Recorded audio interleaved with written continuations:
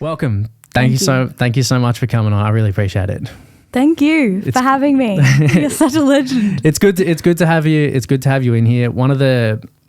As I was saying to you earlier, one of the biggest, and it's going to be a common thread throughout this podcast moving on into the future, which is just trying to have a peek into the artist's state of mind, which is a pretty broad thing, so to speak. I grew up in a world full of artists, lots of unique and funky characters, and often I've found that artists are on the forefront of culture. And so however your mind works is interesting to me. Yay. I guess to kick it off, for people at home, you're an amazing musician. Thanks. And I loved your show the other night. Thank you. Thanks for coming. It was so good, and you've just dropped a new song. Yeah, I did. It could be simple. Yeah, it could be. Is it simple? It could be, Dylan Brown. I loved the song personally, and as I was listening to it, I was just thinking like the process that goes into trying to even create something like this. Like for this song in particular, how long did it take you from inception to like getting this out there? Well, it wasn't even like, we didn't even start thinking about what it could be. We just sort of started creating something out of nothing and just sitting with whatever and listening with whatever wanted to come through for me and Jack, who's Ricky Crisp, his artist name. Such an awesome artist name. Yeah. I love saying it. Ricky Crisp. Ricky Crisp. Shout out to Ricky Crisp. We just sort of wanted to create something, and we sat in the space and listened to what came through. We just sort of communicated through sound back and forth. Yeah. And this melody just came through, and I think it was such a transcendent moment of like us both having our eyes closed and like just deep listening. And I think that's what birthed, and it flowed so well in the session that we just kind of fell in love with it because of how it felt to create. It felt so amazing to create. That state of flow isn't always accessible, I feel like, for me. Creating music isn't always like an easeful process. So that stood out for me as something really healing for me to create. Do you think I could be wrong in this, but that sounds like it could be a common theme across a lot of artists. Like there's certain times where you're getting called, right? Or the muse happens and you've got like that clean access to the creative source, or however you want to say it. Exactly. But not all the time, right? Yeah, not all the time. For me, not all the time do I step out of my own way enough to listen to whatever it wants to come through in any moment. Like there's a lot of ego and like things that you've been through that day that you can't let go of in a moment, that don't allow you to like, I don't know, just flow with whatever. Like, you know what I mean? Like empty vessel vibes. Yeah. Just trying to express it properly. Yeah, exactly. Yeah. Whatever it is. Because I guess there's never really a perfect moment, is there? When like throughout life, throughout your day, like we're always going through something. There's always different real life stuff going on. So trying to find a moment inside of that to be able to create, I can imagine can be quite difficult sometimes. Yeah, definitely. That's why meditation is amazing as well. Like you can just sit with the tangible moment that is the present, like so tangible, but like we can so easily like be swayed into a thought in any second, that like meditation allows you to like just witness your thoughts and let go of them so that you can hear what else wants to come through. I feel like that was a meditative practice, or like music is a meditative practice in that way. Does that make sense? That makes sense, yeah. So do you use meditation like whilst you're in the process of trying to work on something, or is it just a tool that you would use, I guess, not necessarily connected with the music, but it just buys you some space throughout the day or throughout your life? I feel like without intentionally it being a meditative practice, music just like, it just happens. Yeah. At some moments are just like, yeah, I'm out of my own way. I can't hear my thoughts. I'm just like, I am this sound in this moment, or I am this lyric in this moment. and that just is what it is. Yeah. Yeah. Get into that flow state. Yeah. Yeah, right. And do you have, I guess, any practices when you're trying to record, like when you're trying to actually create these things to be able to get yourself into that state? Because, when you think about writer's block, that common sort of theme that I've heard a lot of artists get where it's just blank, but not in a good way, like you want to force creation, but sometimes you can't force it. What are the ways that you try to overcome that?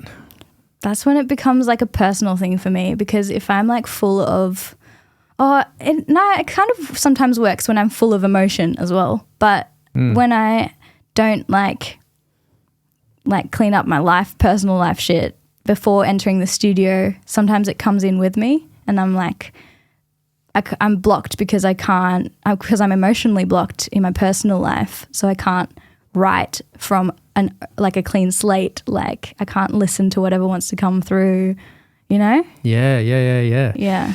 So when you're in the studio, as much as possible is like anything that's kind of irrelevant to that process, clean it up as much as possible before you actually get in there? I think it's just okay however it happens. However it happens? Yeah. And every time you do it and you get in the studio and I think also when you get used to just getting in the studio and practicing the feeling of just writing, I think that's what has helped me just get used to the feeling of trying to listen as much as I can to whatever wants to come through, whatever sound, whatever word, whatever, melody wants to come through in any given moment. Yeah, of course. I think it's just the art of listening. The art of listening. Yeah. To yourself, to the world. Both at the same time or within the same time span, I guess. Yeah. Because I feel like they both ping pong. Yeah. Are they one and the same sometimes? It's hard to know. Yeah. I feel like, they definitely influence each other. Yeah. Surely. Yeah. I think I go back and forth between thinking about this and going, is the listening to myself, is that the same as listening to the universe? Are they one and the same thing? I'm not sure. Where are these thoughts coming from? Totally. Are they coming from me? I don't know. Yeah. Right. I feel that. Yeah. I feel that. So I wanted to just take it back a little bit, because one of the things that really interests me with creators and artists in general is, whether it's a choice to go down that path initially, what do you believe was one of the earlier signs of you following that sort of path and becoming an artist? What creates an artist? Does something create an artist? For me, I think something created me as an artist, and that was just the experience of having people believe in you as an artist. So my first experience of experiencing people believe in me or express that they liked what I did as an artist was when I was really young, when I was 12 in 2-3N, and I performed for show and tell. I performed a Missy Higgins ska. Oh, nice. A cappella. And the class was like, whoa, yeah. And I was like, oh, whoa. You guys actually and I was so shy back then as well. So you got feedback. It was the feedback for me that made me feel maybe I can sing in front of people more, or maybe I could even write my own songs. I wonder if people would like that too, or I needed validation at that point to build up my confidence. Prior to that moment, if you can recall, do you remember thinking I've got a talent for this, or I've got a gift for this already? Not at all. Really? I witnessed that in my cousin, Emilia, writing and playing much, she was a little younger than me and she was already writing her own songs, and I thought they were incredible. Yeah, so her confidence inspired me for sure with that. But I never thought that I could do what she was doing. You see these people doing what you really want to do and you're like, oh, I could never. Yeah. But you're doing it. Yeah. So then, it's awesome. So from that moment, you get some validation. You start to maybe think, oh shit, I maybe do have something here. At what point from there did you begin writing music? That same year, I think. That same year? Yeah. I wrote a couple of like really like cheesy pop songs on guitar. Nice. I think one was like, "You're my salt and pepper, you're my love letter." I mean, it fits with the times. 2000s vibes. Yeah, totally. For sure. Oh my God. Where are they? Are they somewhere? We got to crack them out. Nowhere. So you began writing, and did you feel like you had a natural ability to write? I guess I didn't think about it at that point. I just was kind of writing. Like, it just felt normal and natural to get things down on paper, and like some of the lyrics would be like fantastical lyrics about like things that weren't real and like stuff like that. But it felt natural to just, okay, this is what I'm doing now, like sort of thing. Yeah. Right on. And so what instruments do you play? You play guitar? Guitar, yeah. That's your main instrument? Yeah. Yeah. When did you start learning that? Around that same year, around when I was 12, off YouTube and like. Oh, really? Yeah, just like trying to learn like Erykah Badu or like Lauryn Hill songs on guitar that I really liked. I'd just like look them up on YouTube, some random doing it, and be like, oh yeah, that's okay, cool. Just like emulating all the jazz chords, all the funky stuff. Yeah, jazz chords. Yeah, right on. So you taught yourself fully? Yeah. Never had lessons? I think I had one lesson where Mrs. Winter in Emerald Secondary College taught me how to play C, D, and G. Right on. She's a legend. Shout out to Mrs. Winter. Mrs. Winter. Yep. Right on. And so you began tying all of that stuff together.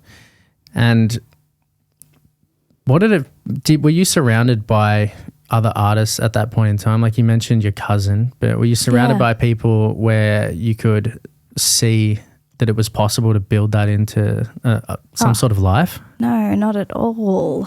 Yeah. Not at all. No, I just like, it was just me, my sister, my cousin, and like some other people in like theatre or like singing lesson class where we had to perform in high school. Yeah. And that was like the only, I grew up in a really small town, so I didn't really know much about anyone that was like making it at the time or anything. Yeah. Yeah. So you just had to go out and find it on your own? Yeah, totally. Right on. So did you just start playing at things at school, and do you remember your first gig you did outside of school? Oh, that's such a good question. It would have been with my cousin, my sister, in a band called Spiritus that we created. It was like folk songs and like... Yeah, nice. Yeah, probably at Suki or like in Belgrave somewhere. Yeah, which Suki? Or Ruby's, I think it was called back then. Yeah, I forgot about that place. Yeah. They're still open, yeah? They're still doing stuff? They're still kicking. You ever played there? Yeah, I have, a fair few times with Spiritus and as ELAURA as well. Right on. Yeah. Right on. Yeah, that's sick. wicked. Cool venue. That's awesome. So they all still play? I don't know if Amaya plays. I'm sure she's writing at home, surely. Like, she's an incredible artist. Pia still plays and writes. She's incredible. Yeah. Smashing out the violin. Yeah. She joined me at the show that you came to. That was awesome, actually. Yeah. That sounded great. Has she been playing violin from like younger? Yeah, she started like classical training. I can't remember what age she was, but like when she was quite young. Or like teens, yeah. Yeah, nice. Yeah, it sounded so good. The energy was hot the other night. Yay! It sounded really good. Thanks.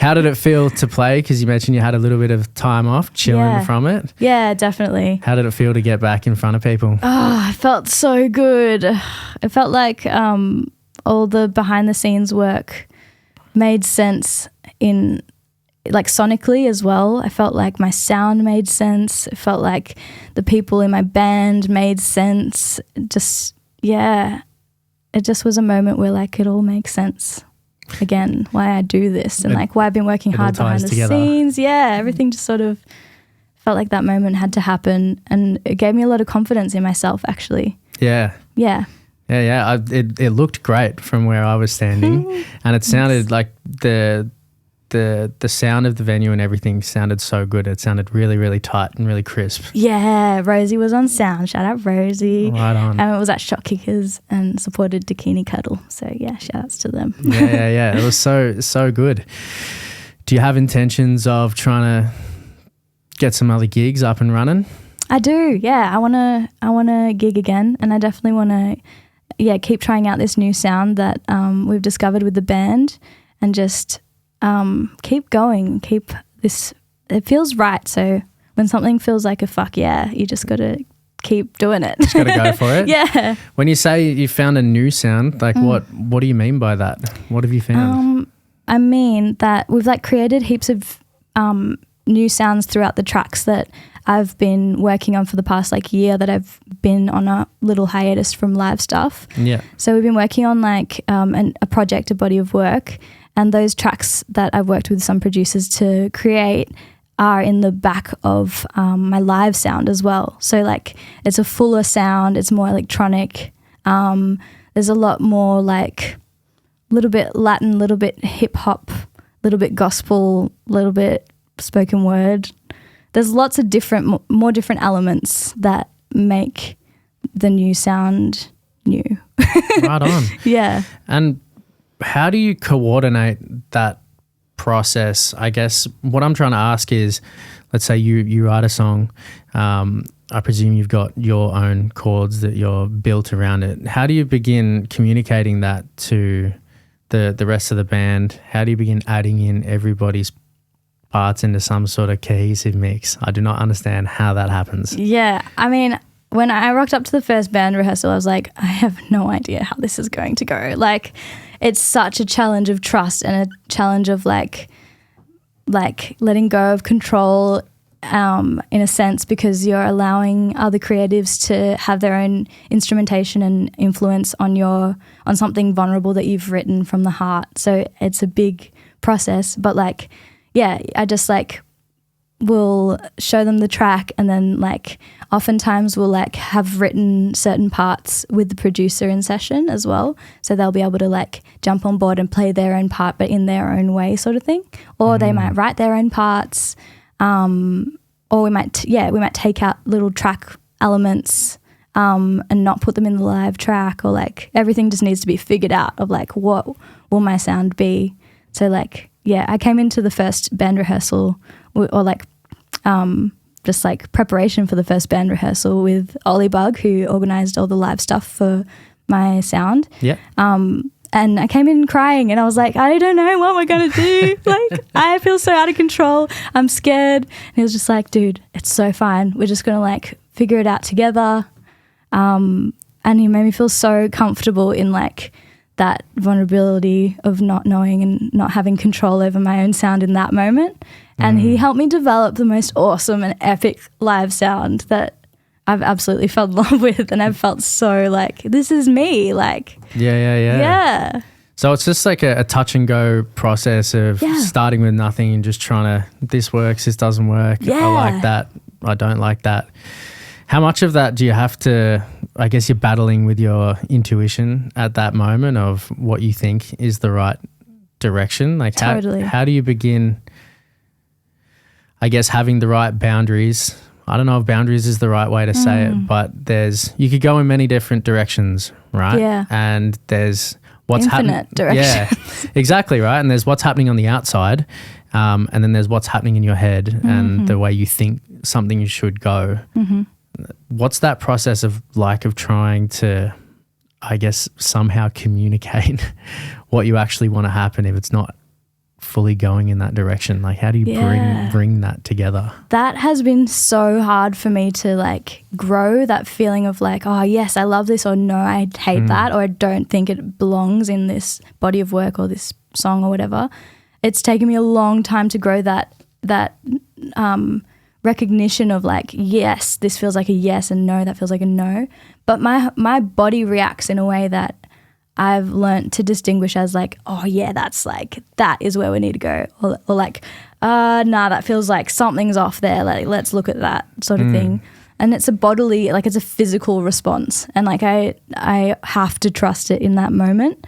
Otherwise it will head in a way that will not feel aligned at all to what I'm singing, or like something will feel off.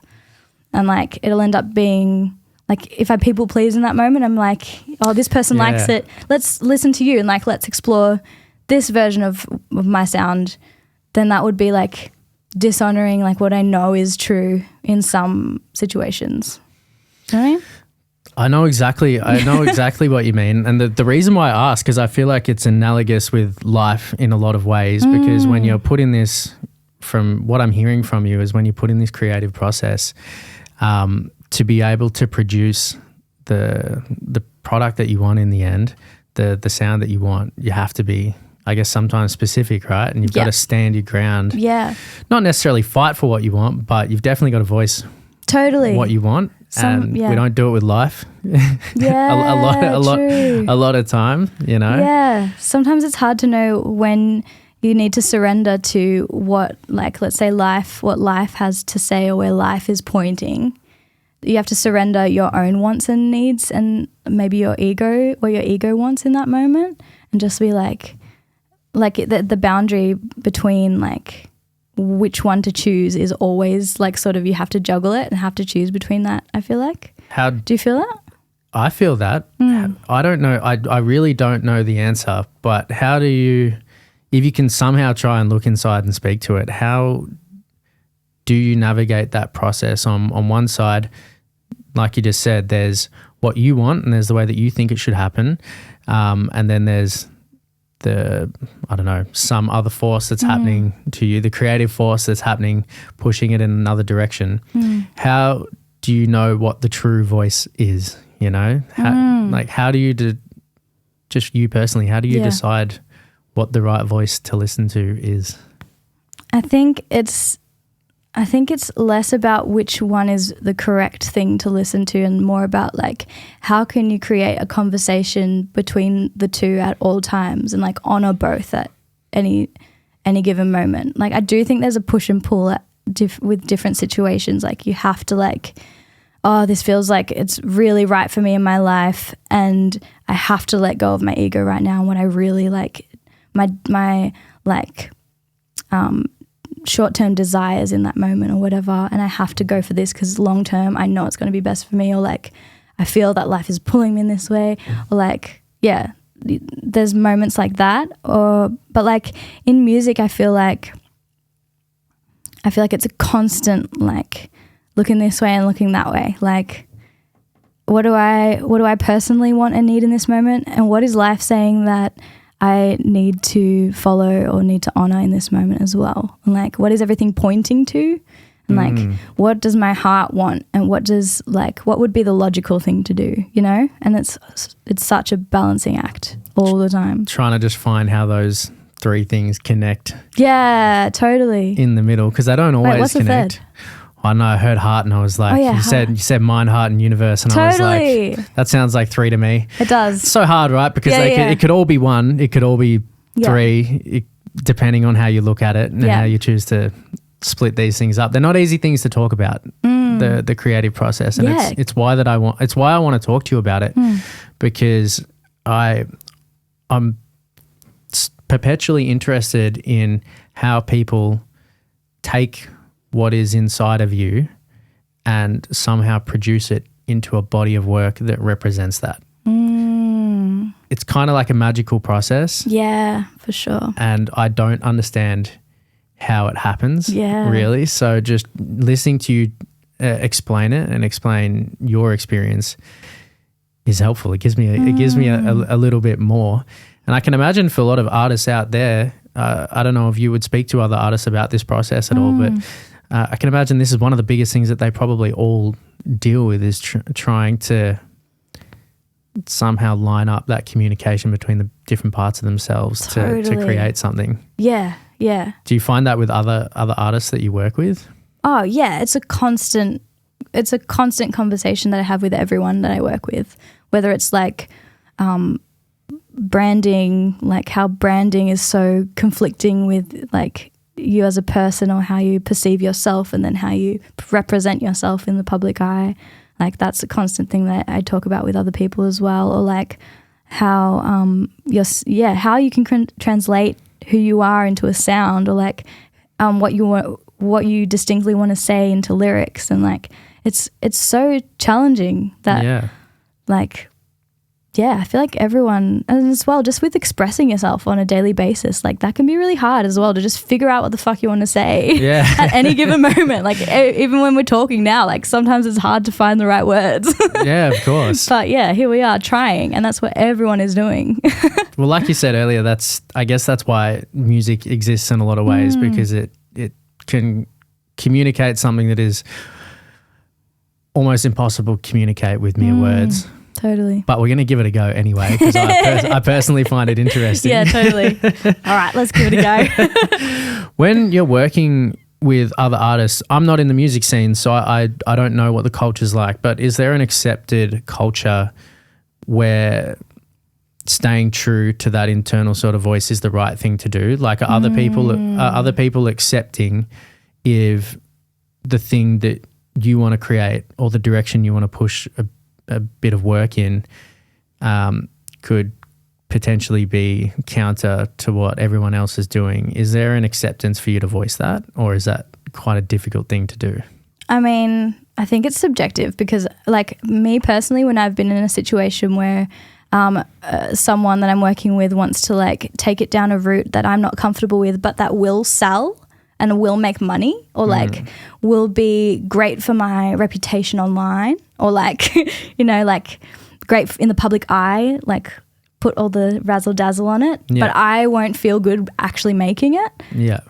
Then I feel like I will speak up and be like, oh, that doesn't feel right, or like I just won't work with them again, because I know that that was not right for my heart and my mission and everything that I want to represent as an artist. So and you're just happy to push back?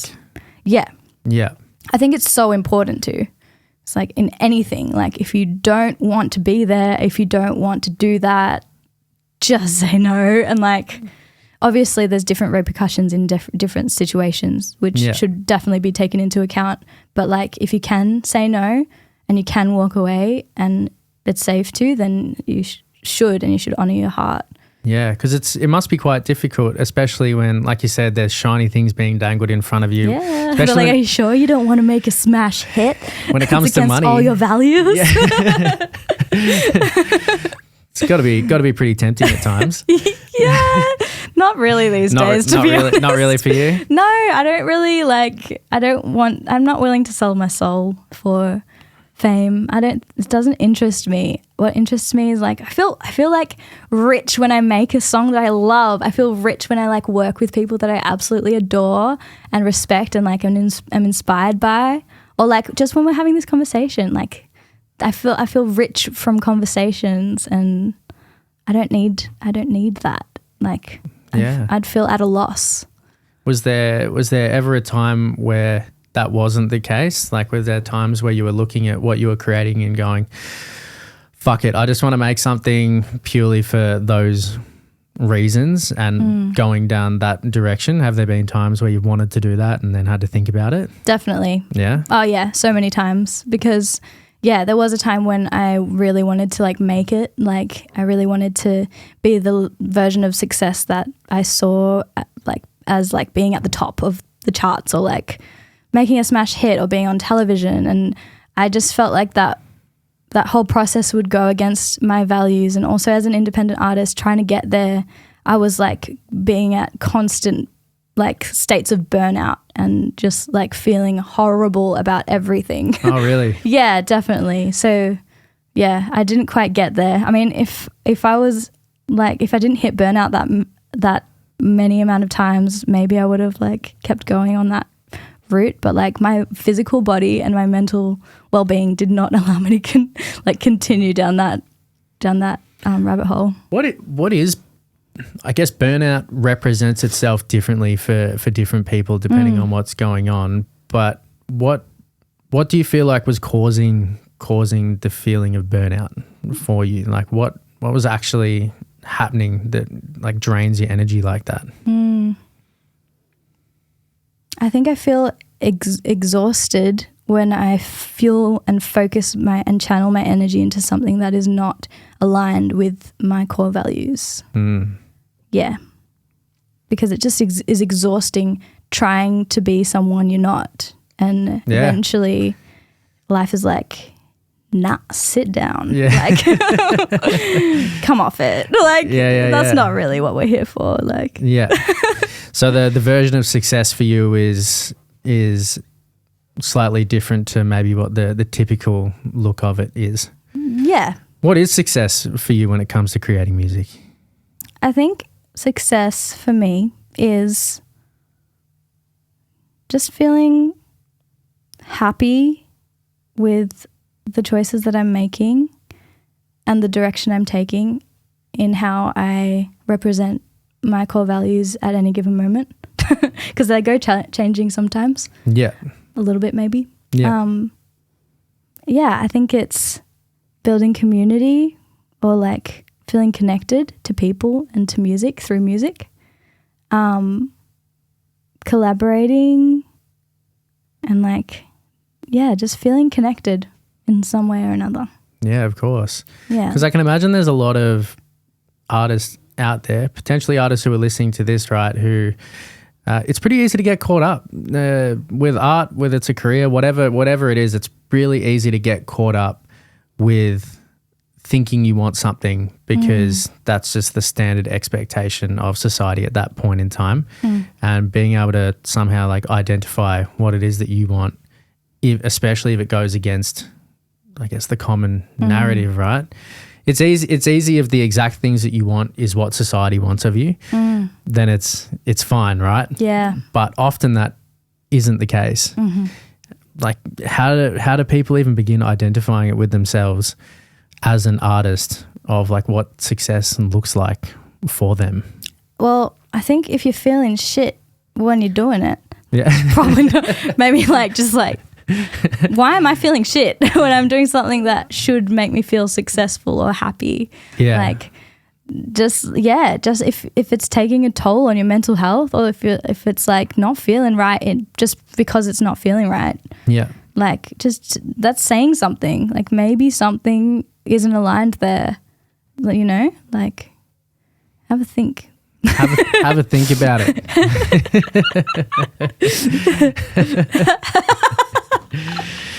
Because when it comes down to it, with a lot of the artists that I've personally known throughout my life, there's it seems to be almost these two opposing forces of core values, living through your art in the way that that enables you to respect yourself, and then the hard fact of needing cash to live. You know what I mean? Like the reality is to stay alive, you got to make money to be able to keep doing what you're doing, and that can be sometimes a hard thing to juggle. Do you find artists that you know are experiencing that as well? Absolutely. Yeah. It's a tough industry to try and make money in unless you're gigging a million times a month. Yeah. And like maybe that involves corporate gigs as well, which like for me that sucks the life out of me, and like doing cover gigs sucks the life out of me. But I guess like everyone is so different. So if that life suits someone, then it just does, and that works, and that's awesome, and they can make money. Yeah. I know a couple people that do that. Yeah. That enjoy it genuinely and do that for a living. But I also know a lot of artists that have their day job, and their day job fuels their art life. That is also me. Yeah. I mean, I think it's a really important thing to highlight for a lot of people out there, because I really believe that championing that sort of lifestyle is important, and probably should be highlighted a lot more for people, because the reality is, if it's the art that you want to be doing, if it's the music that you want to be making, it's okay if you need to do another job to be able to fulfill that dream, right? Totally. Yeah. I feel like a lot of people feel like it's one or the other, which can be pretty debilitating. Yeah, for sure. Yeah, I don't know how people deal with it, really. I guess everybody's doing it in a slightly different way. Yeah. But it looks difficult. I've watched a lot of people try, and it's a difficult path to follow. It is, because you're constantly juggling like, oh, do I want to make my work, like, is my work supposed to be my passion? Like, or is my work supposed to be just work, and then it fuels my passion? And like, sometimes it's mixed, and you get to make money off something that you absolutely adore doing. But oftentimes, like the cost of living is cooked and you just have to work a silly 9 to 5 that you might not like that much, but it fuels something that gives you life and joy. Yeah. And that's maybe how it's got to be for some time, and that's okay too. I guess it's whatever you can come to accept and whatever you choose into your reality a little bit. I don't know. Yeah. No, of course. Yeah, I'm really interested on how people try and juggle that, right? Because it's even selling out isn't necessarily like selling out is such a big topic. It's hard to even identify really what that is, because it's different for every person. But the act of selling out for a lot of people doesn't necessarily mean you're going to make it, right? Like you can try and follow all the right rules, do the right things, but they might not necessarily run in line with the way that you believe, and then it doesn't work anyway. Yeah. And then it's like, fuck. Totally. Like what do you do at that point? Yeah. Yeah. And so with the other people that you're surrounded by, like, are you connected to a bigger community of a lot of different artists, like in different spaces when it comes to music at least?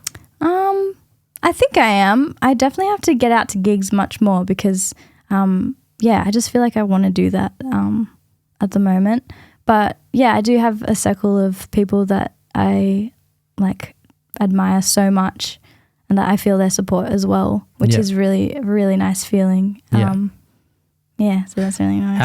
How do like when it comes to creating that sound and I guess getting to a point where it's all cohesive and coming together, like how often do you guys have to get together and practice together to make it all sync up? Like how much time does it take to be able to put that together?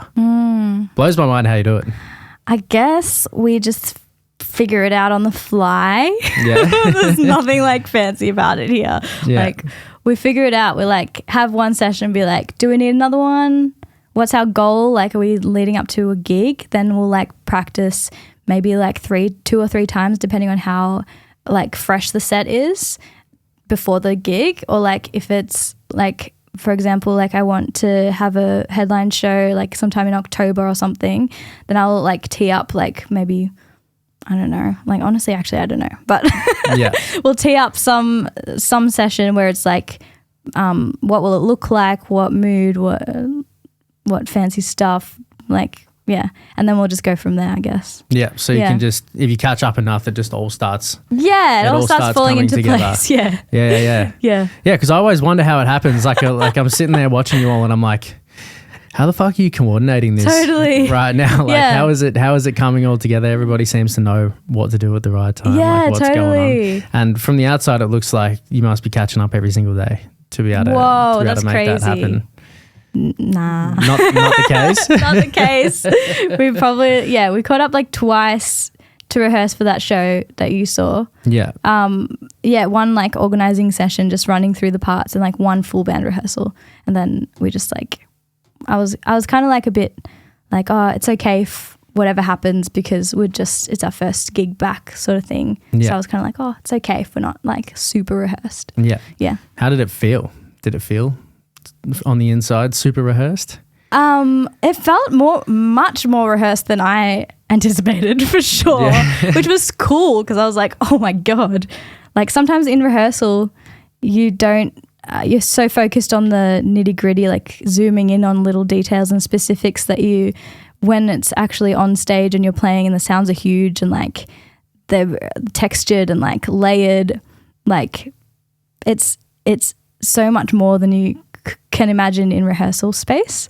So like that was really cool to experience the translation and just like watch it all actually come together in real time. Exactly. Yeah. I wanted to ask you about your, I guess, writing process to understand it a little bit, because I guess everybody's got a different way of trying to communicate to themselves, I guess.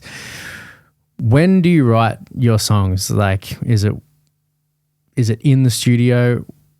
Are you writing at home? Like, are you like walking around and something comes to your mind and you have to stop and write it down? Like, what does that process look like for you? It's what you said last, like walking around and having to write down stuff. I think going through life, I just always have my notes handy on my phone. Yeah. Like, so I'm always just typing random stuff, and if something flies into my noggin, I'm just like, doo-doo-doo, and have to get it down. Otherwise, it will disappear into nothingness. it will disappear. Yeah, if I don't do it immediately, it will disappear. Absolutely. So yeah, I'm just always writing like poetry or like just words or like whatever. So do you have to be, I guess, like somewhat disciplined about that, or knowing when you're getting an idea and just being like, look, I actually got to stop and put this down? Oh, it's usually in moments when I'm alone. Yeah. Or like I'll voice memo something. It's usually when I'm not around people, or like after I've seen or had awesome conversations. Yeah. Something will come to me. So yeah, it's not necessarily like I have to stop everything. I need to write this thing down. You're at dinner and you got to be like, everybody shut the fuck up. Sorry guys. La, la. Do you sing to yourself? Do you have like a voice recorder on as well? Yeah, sometimes I wake up and I record like a melody I was dreaming about, and I'll record it and then I'll listen to it later. I'm like, oh, that was so bad. Oh, really? Like, yeah, super cringe. Like it'll be like la la la la. And I'll be like, oh, delete. In the moment, you're like, yeah, this is in the moment, I'm like, it. that is so good.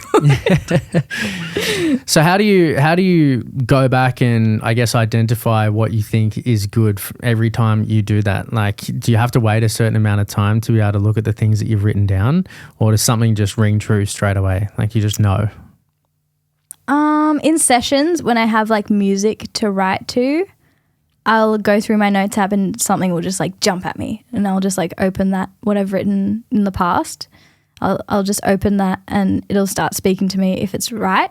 And I'll be like, oh yeah. And then I'll keep writing off of that old note, and then it will become something, and then it will become something like that will flow with a melody, and then we'll know where the hits are, and then we can add little drums or like stuff like that. And then it starts building from there. So you've got that sort of core phrase or whatever, and you can just start kind of building on top of it. Yeah, exactly. Little layers, little hamburger of a song. What happens, I don't know if this happens to you, but what happens if you get to a point where you've laid it all together? Do you ever have moments where you're like, nah, I want to change it all? Oh, yeah. Or you're looking at it like, I know we've just done all this work, but I want to completely change it around. That is literally the EP, my project in one sentence. Really? We went through so many different versions of songs, so many different productions, like so many different people trying different things, that like, the journey of like where a song started to where it finished is baffling. It's cool though. Is that hard? It sounds difficult because it's like unwind something that you've already put together. Yeah, and it's definitely a little too much of like me being a perfectionist, or like me and my crew being like too picky about something. Yeah. And then we just like, you can mix and you can edit and change a song forever, because you go changing as the song evolves as well. So you're like, the you that created this sound that you love, like, and then this person later on is listening to the old sound, and you're like, oh, but like, no, it should be like this now, because you're an evolved person. You want an evolved sound, or you don't like the old sound. Does that make sense? That makes sense. Yeah. How do you know when to leave it? You know, like how do you know when to just be like, this is, I don't know, this is right. Good enough maybe isn't the right phrase, but yeah, like this is what it's meant to be. Because you could continue painting on the canvas, right? Absolutely. It's not for me, perfection, or like the end of a song, is not when there's more things to add, because there's infinite things that you could add to songs forever. Yeah, of course. But when there's nothing left to take away, like everything in the song and in the track speaks perfectly, or speaks exactly and says exactly what you want to say. So there's there's nothing left to take away. Nothing left to take away. Ah. How do you feel about that, Dylan Brown? That makes sense to me because I've thought about it a bit, just even in my own personal time, writing things down and just going through that thought process of, well, it seems like you could work on something forever. Yeah, you could. And each time you have a new thought or you put another layer on what it is that you're working on, you've changed in that process. Yeah. And because you've changed in that process, your capacity to expand those thoughts even more increases as well. And it's kind of this never-ending process until you've gone through 3, 4, 5 versions of something that could have been 3, 4 or 5 different things. But sometimes it's worth it. Like sometimes, because like with this one track that I was doing, it went through 2 producers and I was like, nah, it's still not there. It doesn't feel like I want to release this. Oh yeah, this song is speaking exactly how I want it, exactly what I wanted to say. So we went to a 3rd producer and they smashed it. And I was like, yes, this is where it was meant to be. That's why I went through 5 different versions and I don't know, $1,000 worth of money to get to this place. Yeah. And that's why. So there is that internal compass, that internal feeling again that you can follow. Yeah. I guess. Is it just what does that internal feeling, I guess, feel like? The reason why I'm asking is because I think that other people listening to this and a lot of people out there would find themselves in similar positions, whether it's with music or whether it's in kind of almost any life decision, and knowing when to pull the trigger on something and knowing when you're doing the right thing is kind of the hardest thing to do. Like tuning into that is in a lot of ways for me the secret sauce, tuning into that thing. And so hearing you at least trying to identify what that feels like, whether it's like a full body fuck yes, or whatever that internal feeling is that says this is the one. Yeah. Because I've had a lot of times in my life where I've been pretty sure that I'm doing the right thing. And then I look back on it and I go, well, that wasn't even me making that choice. That was coming from a different place. Totally. So how do you know that it's the true voice on the inside? That's such a good question. The one that's got your best interests at heart. What does that feel like? Yeah, I think everyone has a totally different compass, body compass, or just a compass of what is a yes to you and what is a no to you. I feel for me, it's when I get really excited, so excited that I want to go, that's when I'm I often scream in the studio as well. I'm a little excited squeak because that's the thing, and your whole body feels it and reacts and responds and might move in a certain way, or you might feel a tickle in your heart, or just a blissful feeling that is so all encompassing and embodied. That's when I feel a yes for sure. And my no is probably when I'm feeling I feel a little bit anxious or uneasy, in response to something. And I'm oh, there's something not right about that. And it's always nice to know what exactly it was as well. So I'm curious about what was it about that thing that really felt like a no that I can learn from, so then I know what exactly the no was, and then I can okay, it was that, and then keep going. Yeah. How do you take from, I'm kind of getting, I guess, a little bit precise here, so we might get stuck in the weeds about it, but that's cool. That's exactly what I want, because it's a fine process that I'm trying to, I guess, get out of you and just find for myself. Cool. That moment, let's say that you get to a moment where it's close to a yes, it's close to a yes, but it's not quite a yes, and something in your body, or however it is, something within you is telling you that it's not quite right. And it's the faintest whisper. And deep inside you do know, you're fuck, I don't want this to be the case because I want it to be done. Yeah. I want it to be complete. I could have it done right now. I literally feel that about something right now, yeah. You do? Yeah. About music or about life? Yeah. About music. About music? Yeah. It's one song that's already done and I'm I really need it to be a different way. So what do you do in that moment? Because it seems like it's, even acknowledging that can be quite hard. Yeah. Because it means more effort, more energy. Yeah. maybe more money. More money, more work. Mm-hmm. But then, I mean, you tell me, I don't want to put words in your mouth, because then on the other side, it could be done.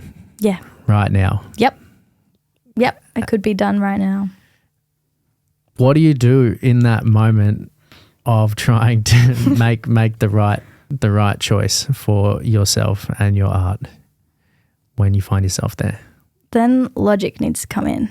Do I have the right person to help me? Do I have the strength and willpower to commit to this? Do I have support around me if I do choose to do this? Do I have like the timeline? Does the time allow me to do this?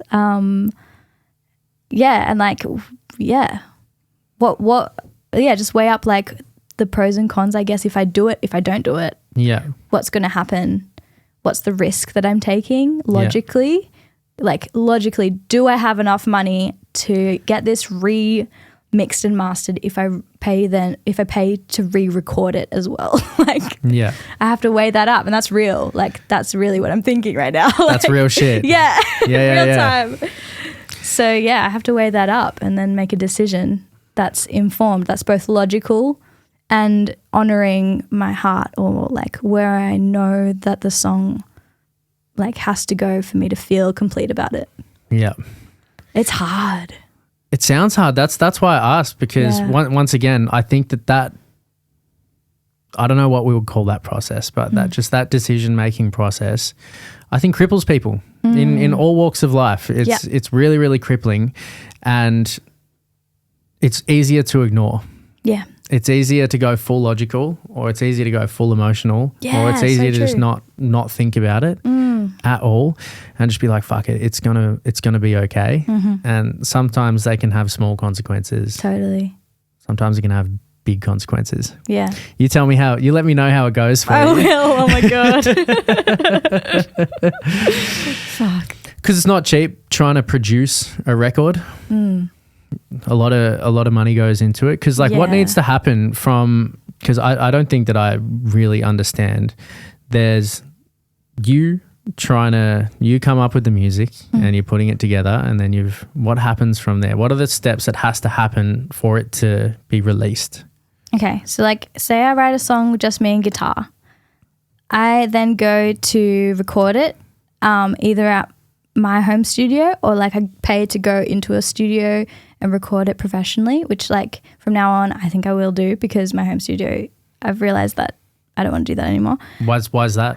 Because my microphone, there's like little clicks that I don't pick up on sometimes, because I'm engineering myself. Yeah. And vocally producing myself, and like sometimes there's little things that I miss, and I'd rather an engineer like hold the session for me, so that I don't miss those little things and have to redo a million times things so that it can sound clear and crystal, like pristine. Yeah. Yeah.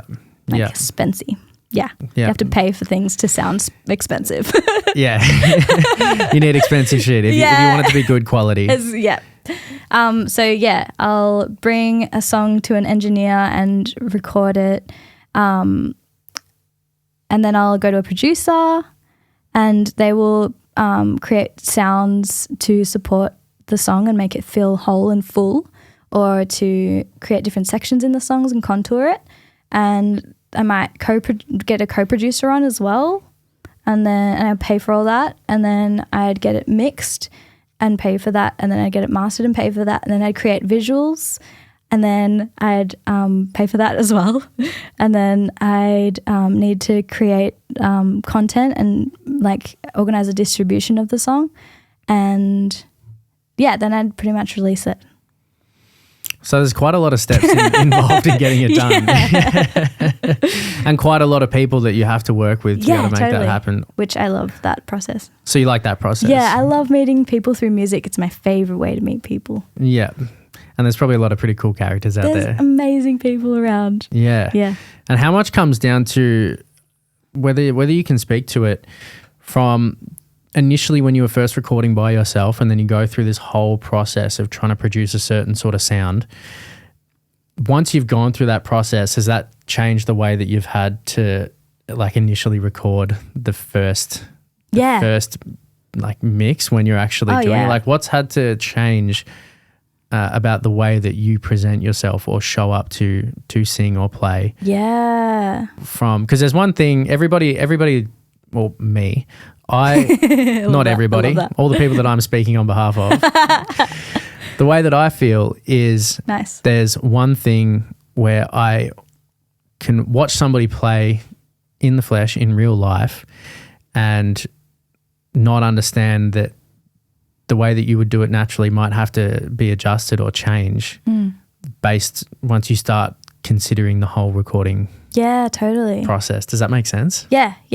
It changes so much, so much. Yeah, what has to change when you're putting it down? Maybe lyrics, maybe melody, maybe like how confident I sound, or like how much I project or how much I don't. Literally, like if I want to hit certain hits in like a drum beat that we've created after I wrote the like lyrics and melody, I'd rearrange my lyrics to fit like a drum pattern that might hit harder.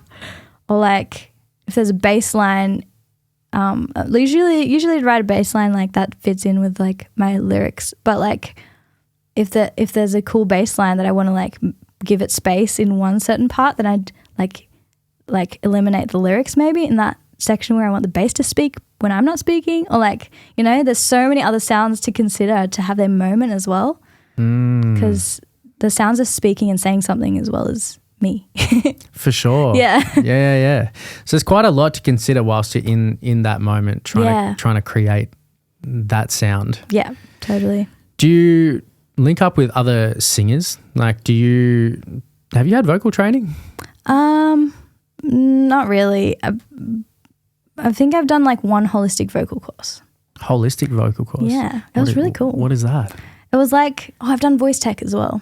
But this holistic vocal course was like tuning into like a more spiritual side of singing in like explorative way. A spiritual side of singing? Yeah. So like how Tell me. How does your voice and expressing yourself influence just how you sing and like your preconceived ideas of like your voice and what it means to make sound and speak and say something in the world, sort of thing? How do we unpack that? Because I want to understand that. Yeah. I don't care if it makes no sense when we try and communicate about this. But within that course, like what are the considerations that they were teaching you to talk about? Like what are the first places you start from to even... Dude, it was such a long time ago. But I remember in voice tech, we firstly like went and listened to, like we went back and had to think about how our voice has changed over the years and why it is the way it is. So like for women, some people might speak a little bit higher because it's socially acceptable to speak high as a woman and like be polite and talk like this. And it actually is really good for your voice to talk like this and talk up here and like I'm a nice woman. It's like, good to talk like that, or it's not? It is. Yeah. Spiritually, you mean, or physically for your voice? Physically for your voice. Physically for your voice. Yeah. But like, it's also very socially acceptable to like, if you're a woman, you have a higher range voice. If you're a man, you have a lower range voice. Yes. Man. Women, man. Like patriarchal vibes. Yeah, nice. Yeah. So yeah, we first unpacked that, I guess, and then that led to a lot of thought around like, oh shit, I've been talking really loud. Not really loud, I mean, I've been talking really like high, like in a higher register and a higher pitch, because otherwise people would think I'm more manly and I'd consider that not womanly or whatever. So like we unpacked a lot of that. Because even something like that, once you start to unravel it and it's like, oh, why am I speaking in this pitch? Like it's because I feel this way. Yeah. And then I'm trying to either project or run away from something else. I guess it gets totally and deeper. Like, yeah, and how loud your voice is as well. Like it's all sort of, it goes back a little bit and is influenced as well. Just how you speak, let alone like what you say and everything like that. Conditioning. Yeah, right on. And I wanted to dive into, I guess I'll ask you, do you take yourself as a spiritual person? You can take that however you want it. It's a pretty broad question. Is everyone a spiritual person? I don't know. Probably not. I think everybody is a spiritual person, but that's just my opinion. I feel like surely on some level, maybe not. Maybe some people are just like cut off that part of them that's like, I'm connected to life, you know? I don't think everyone's spiritual maybe. Anyway. Potentially, I don't know. I think I am because I feel like I feel connected to the spirit of life, I guess. Mm-hmm. And like, I feel like there are influences from like my ancestors and things that I can't see that impact the way I live my life or help me or guide me. So yeah, I guess I am spiritual. Yeah, there's something underneath it all. Yeah.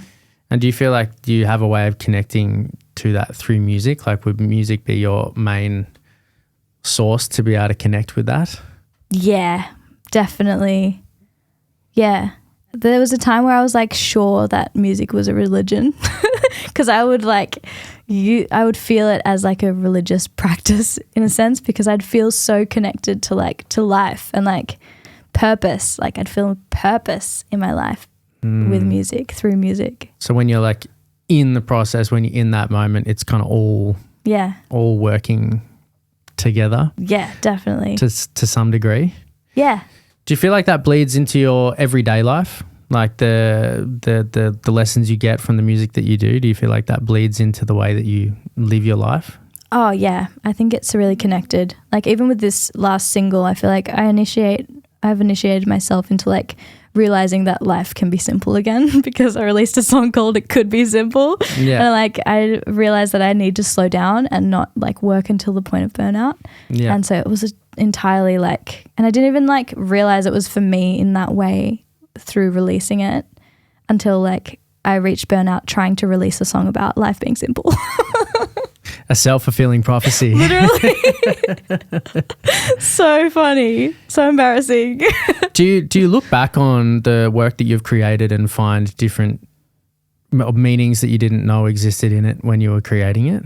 Yeah, totally. Like you look back on some songs and it's like, oh, I didn't realize I actually felt like that. Yeah. In that moment. Does that happen? With the songs that I've written when I was really young, I look back, I'm like she did not know what she was talking about, but it makes so much sense to me now. Yeah, right. Yeah. Really interesting. And I guess you may have the same experience again with the music that you're releasing now. Yeah, I reckon in like a few years I'll be like, oh yeah. Okay. That's why. Or like, Do you think much about the way that other people are going to take the music that you create, how they're going to understand it? Like, how much time or energy do you put into trying to understand what someone else is going to get out of it? Or is that a consideration at all, or you try not to think about it? That is such a great question. I'm stalling answering it because it's so good. You can stall as much as you like. Nah. We got all night. I care a lot about how a product is like delivered and received. I do. I care a lot about it because I think it all impacts the way, if it's digested and if it's like heard or if it's not. And so I try to like make the visuals are a really big key part of that as well. I try to make everything say the same thing. Like everything's like accompanying and like makes sense to each other and is delivered in a really nice, gentle way. If it's meant to be like that, or if it's meant to be like slap in the face, this is how it is kind of song, then like everything has to match. Yeah. Together, like make it palatable and digestible for like anyone to listen to or relate to as much as I can. Because I value that. Do you get caught up with, I guess, maybe not criticism. We'll get on to criticism, but maybe it's just a me thing, but I feel like a lot of people potentially do deal with this, and it's that the one, trying to create something that you want, but potentially getting caught up with creating something that you want other people to like. Totally. You know, like we're all human, right? It's nice to be able to be appreciated for what you do, and it's nice to be understood. Do you spend much time thinking about whether other people are going to understand the message that you're trying to put out there? I actually don't think about it that much, because I think that's where like you have to trust that this is the right thing, because it's a fuck yeah in your body. Yeah. And like you're like so sure that this is the right thing, at least for you and at least for like the people that I've shown the song to are like, yeah, like do it. Yeah. And if it's the right time and if everything aligns, like if the release actually happens, then it was meant to be released, because there's so much that you have to get through to actually release a song. Yeah. Yeah. So you've got a few people that you can show things to and you trust their opinion or you value their opinion. Absolutely. How do you go with criticism? Like if people are down with what you're doing or they're not, how do you attempt or try to take that on board, or do you try and just like everyone fuck off? It's so hard because there's such a unlimited amount of changes you can make to a song for it to feel finished. I will show the people that I deeply value their criticism and their feedback, and then I will think about it, and then I will see if it also feels right for me. Yeah. And then I'll make the changes if I need to. But oftentimes I can hear someone say something about my song that they don't like, and I'll be like, oh yeah, like I fully hear that, and like because I'll show the right people sort of thing that can hear something that I have missed but agree with sort of thing. But sometimes I'm like, no, I don't feel like that needs to be changed, or like I think it's okay how it is, and I'll feel like, oh yeah, that feels right, and then I'll keep it that way or change it. So you can feel comfortable or at least you know how to identify if somebody tells you, hey, I don't like this about XYZ. If you don't think they're right, you know. Yeah. You know in that moment. And I'll also feel like, like you don't like it. Yeah. And then I'll also be like, okay, but like logically, fucking dare fine, you. it works. Yeah, literally. Are you careful about who you show? Because obviously when you, not obviously, when it comes to producing anything, sometimes showing people too early can potentially take away, you know, the power or like the idea of what it is that you're trying to develop. Are you careful about how you curate the people that you share your work with before it's released? Yeah, absolutely. Is that an important thing for artists? I feel like it is, but I don't really know. Yeah, actually often I don't show, well, with like mixing processes, I don't show anyone kind of usually. But if I'm stuck and I'm like, I know that something's not right, but I'm not sure what it is, then I'll ask someone else. But like just because the mixing process can be like extremely long and like you can notes back and forth for ages, I like to like just, if I know it's right, it's right. Yeah. Or if I feel like something's off, I need to like bounce it off someone for sure. just to like check. Yeah. Check a couple things. Yeah. But for the most part, would you think it's better to just kind of trust your instinct on that one and get people out of the way? Because people can be disruptive, right? And people bring their own shit into whatever it is that you're making. And it's obviously you want to be able to trust the people around you. Yeah. But everyone's got their own bias. Yes, they do. It's so subjective. It's crazy. Yeah. Like what a good sound is or what a good lyric is or melody is so subjective. Like you could ask the same question to like 3 different people and get 3 entirely different answers. Yeah. So that's why it's scary as well, because you're like, shit, now I have 4 different answers including my own. Yeah. Like, I have no idea which way to go. Yeah. Yeah. It sounds difficult. I've thought about that process a lot of just, is it, because it seems scary to come to a place where you rely on your own opinion. Mm-hmm. You know, like somehow getting to a point where you trust yourself in the creative process, because sometimes it's much easier to just lean on other people and get the right validation from other people. If they say it's good, then it's good. Oh my God. Yeah. I've done that for a long time. You have? Yeah, absolutely. I've doubted my own compass of like what I think is right and wrong and what I feel like is a yes and a no for a long time. And that's my people pleaser that did that. And I had to realize that I was doing that. And yeah, I can't live like that anymore, because otherwise you're creating a life that's not your own, and you're creating a song that isn't how you want it to be and doesn't say what you want it to say. And it takes the richness out of music and life. Yeah, it's not worth it. Not worth it. Not worth it. It kind of flies in the face of, it seems like, what creating art is all about in a lot of ways. Because commodity, like making money off something, sometimes it's about appeasing the masses. You need a lot of people to like it for a specific reason, and you're specifically tailoring whatever it is that you do to make sure other people like it so you can make cash. But when it comes to art for itself, it really sounds like it's not for that reason at all. It's for me. For but you. Like, there's so many people that are wanting to create a business out of music. Yeah. And that it suits them to spend more money on their branding and their image more than the music, for example. Yeah. Or like the different worlds, but like respect to anyone that's doing that and loves it as well, because that's their joy and their purpose, and everyone's so different. There's no right way to do it. Like, there's no right way to do music at all. Yeah. Yeah. It's so subjective. Yeah, of course. Yeah, I guess there's, like you said, there's so many different ways where people can produce these things and get it out there.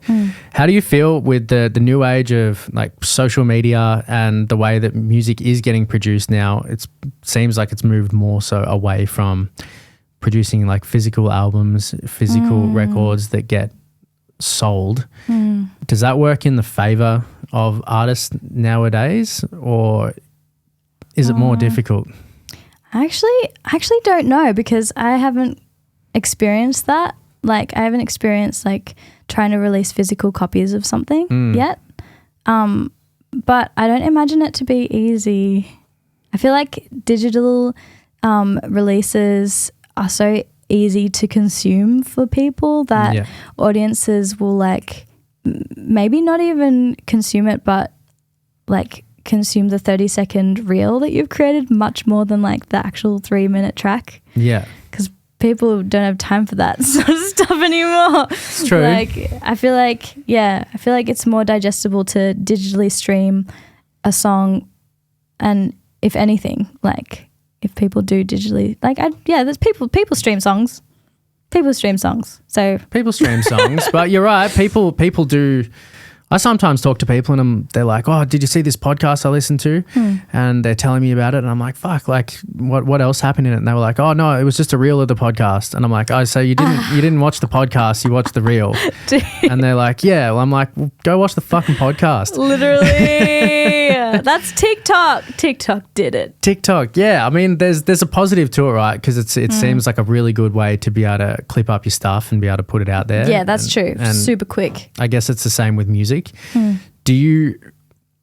How do you feel about people potentially hearing like little parts of the music that you put out as opposed to listening to the song in its entirety? Does it matter to you?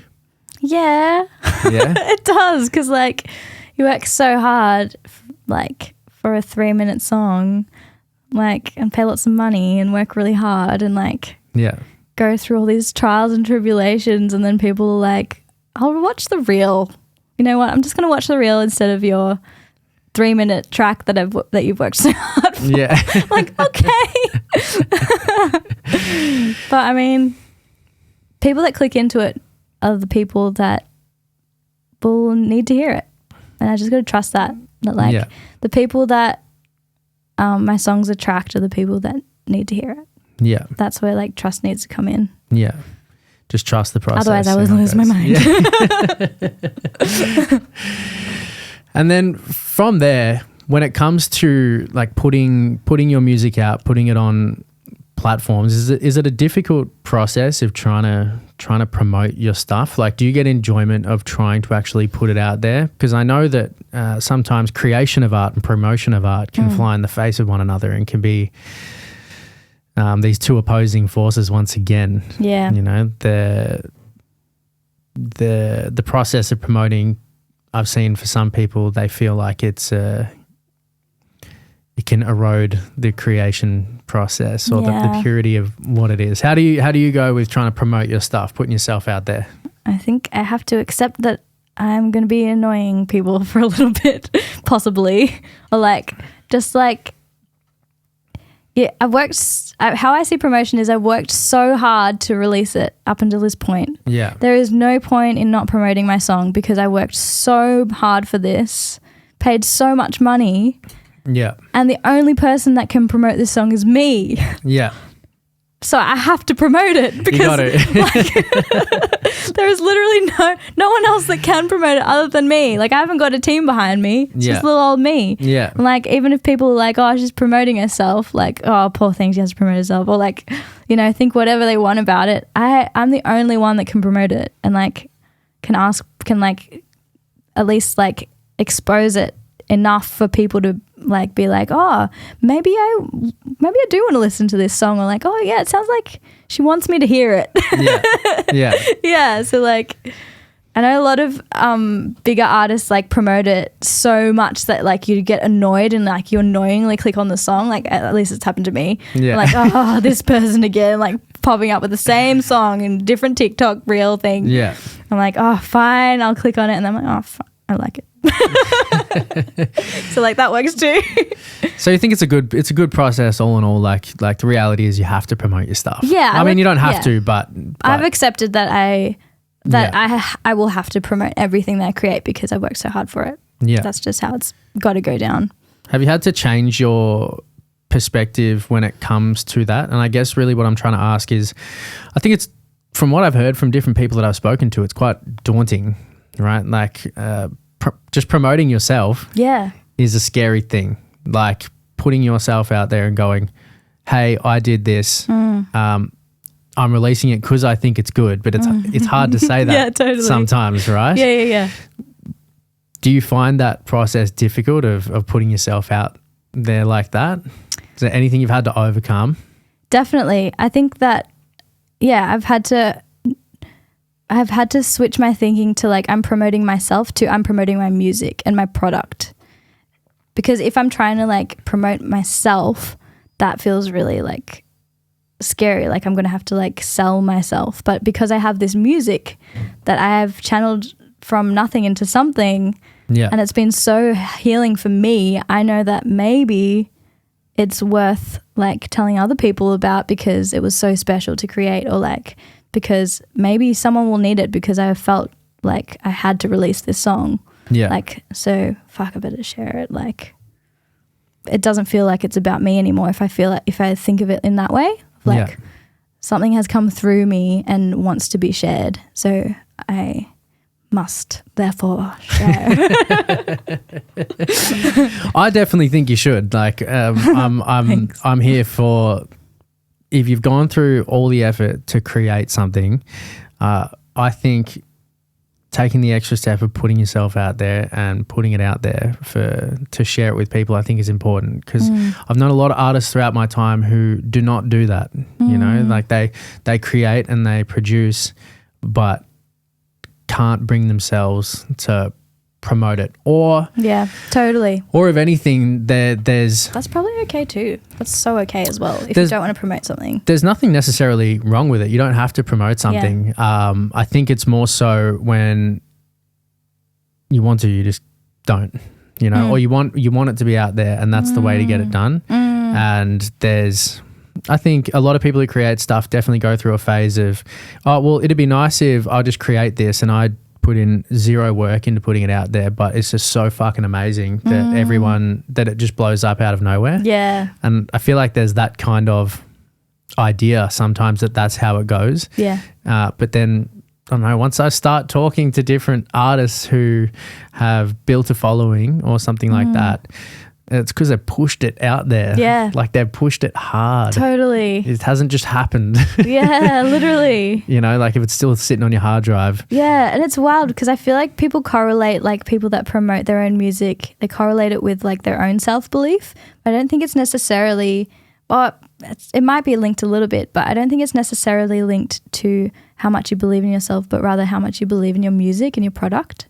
Like, because that's at least how I feel. I still have moments of huge doubt and huge, like, disbelief in myself that I can follow through on a song, or like that I won't promote this, or like I shouldn't do this or that.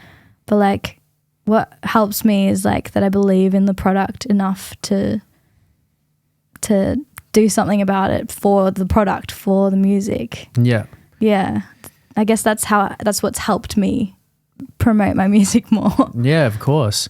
One of the parts that I'm really interested in is, and maybe you've experienced this, have you experienced where you're working on a project, maybe the motivation dies off, your interest dies off for a little bit, and it may not continue, right? There's certain moments where you have to rebuild the momentum, rebuild the motivation to be able to push it through. Yeah. I guess first question, do you have moments like that? Yeah. Where it's like, this could die in the water right now unless I do something about it? Totally. Or you want to let it go? Yeah. There's a whole graveyard of dead ideas. Yeah. Yeah. There's a lot. Yeah. There's a lot. How, when you're in that state, because it can happen with good ideas as well, right? Like, you actually are onto something that is going to work, but it still requires energy to be able to push it across the line. How do you take yourself from potentially wanting to give up, or just be like, fuck it, I need to relax? How do you pick it back up and begin reinvigorating yourself to push it back over the line, or bring back the spark? How do you do that? Do you know how you do that? I think I would just like feel into why I created it in the first place, and if like that reason makes me feel excited enough to keep going, then that's enough to make me curious about where it could lead, or like curious about the next step. Like, oh, I wonder what would happen if I just took one more step with the song and like gave a good vocal recording of it to send to someone to do something with. Like, or just like, I wonder if I like sat down with it for like 2 minutes, what would happen, Yeah. And like, out of curiosity, I guess, just like, sit with it and see what happens, sort of thing. Yeah. I guess there's always something you can do, right? Yeah. there's always like one more thing that you can push for to get it moving again. Yeah, it's true.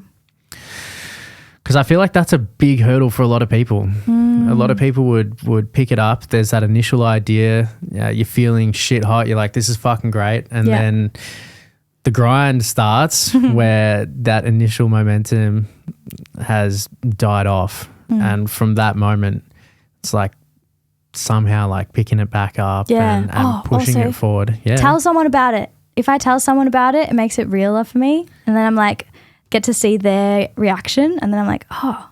And if they believe in the thing that I've shown them as well, then I'll be like, oh, okay, now I'm excited. Yeah. Okay, so you can start talking about it. Yeah. It makes it more real. Is it the accountability side, because you've told someone like, hey, I'm going to do this? It's that sort of thing? Yeah, definitely for me. Because it's just like, well, fuck, I've said it now. Yeah. Yeah. You're like, oh shit, I've shown my good song to someone. I have to do something with it. But like, sometimes I won't show my good songs, like good, subjective, but like I won't show my songs to anyone, and I'll just be like, that one's for me. You keep it to yourself? Yeah, yeah. Yeah. Why? Because it was just for me and my healing in that moment, and not necessarily something I want to share with people. Is there a fear of people stealing your music?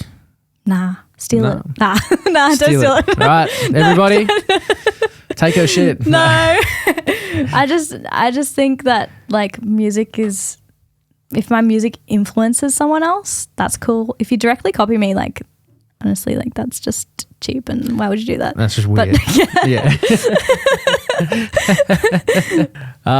No, thank you so much for coming on, because these topics, when it comes to creativity, creation, the mind of an artist, for lack of a better terminology, how how you, I guess, take the information from the ether and somehow be a conduit to transmit it out into the world, in your case through music, is such a unique process to every person. And they're difficult things to talk about and touch on, because the vocabulary is just pretty limited when you start talking about the esoteric woo-woo sort of stuff, right? Yeah. So I appreciate you coming on and letting me just hit you with a million questions. Aww. And I appreciate you for your music. Everyone who's out there, you gotta jump on and check out your stuff. Before we tie it up, where can everybody find you? Let's plug some stuff. Okay. I was just trying not to cry when you said nice things. Okay, so you can find me on Instagram on itsme.elaura, ELAURA, and just ELAURA on any other platform as well. Anywhere you listen to your music, I'll be there, chilling, waiting for you. That's it. And everybody go check out the latest single, because it's good. It could be simple. That's it. Thanks, Dill. Thank you so much for coming on once again. It's been a pleasure. I hope to do it again at some point in the future. Cool. Dive a little bit deeper, get a little bit weirder. Yeah, I'd love that. Thank you so much, honestly, for having me. I think you're awesome. I think the idea and concept and the way you've hosted this podcast has been really nice. No, my pleasure. Studio's lush, lights are on, headphones are on. That's it. It's all you. It's all you, seriously. And safe. Thank you. Awesome. Let's wrap it up. Thank you so much for everybody. Peace out and enjoy. Go create something. Yeah. Bye.